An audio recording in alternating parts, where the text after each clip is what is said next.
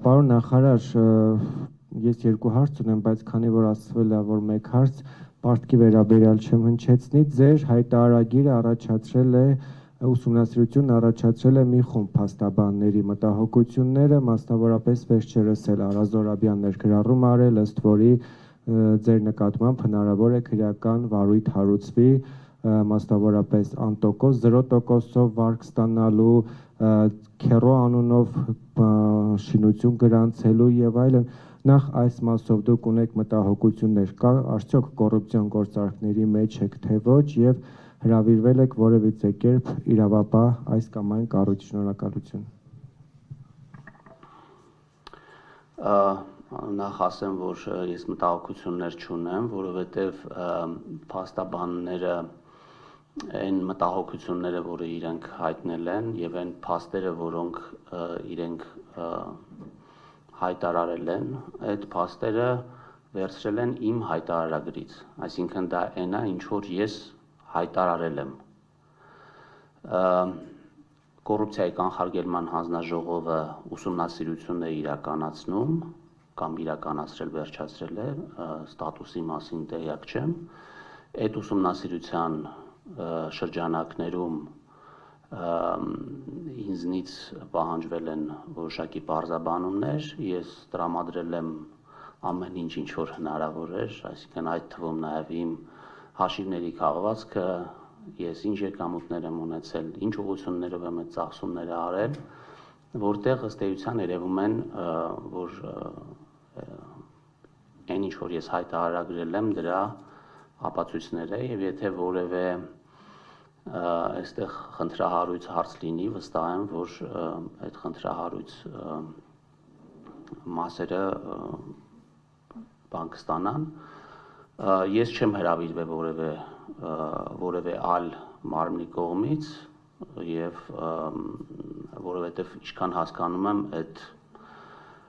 դատական գործը ոչ թե իմ դեմ էր, այլ դատախազության, որը չի քրեական հետապնդում հարուցել, ենթադրում եմ նաև այն պատճառով, որ այդտեղ հարուցելու որևէ բան չկա, բայց երևի, քանի որ այս հարցը հնչել է, երևի լավ կլինի, որտեղ այդ հարցը ինձ շատ են տալիս, էլի, անտոկոս վարկ ստանալու եւ այլնի հետ կապված կուզենայի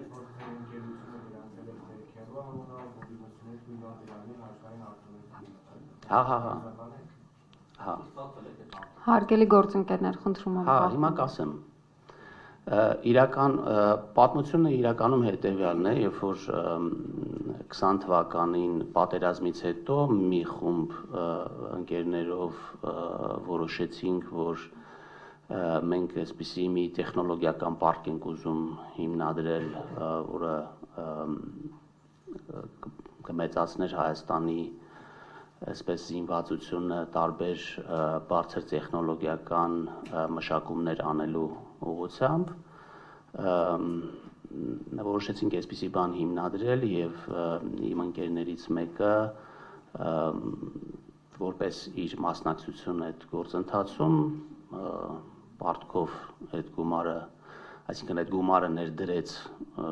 այս գործի մեջ, որը ձևակերպեց որպես պարկ եւ որոշվեց, որ ես պետք է լինեմ, ես պետք է ղեկավարեմ այդ ընկերությունը եւ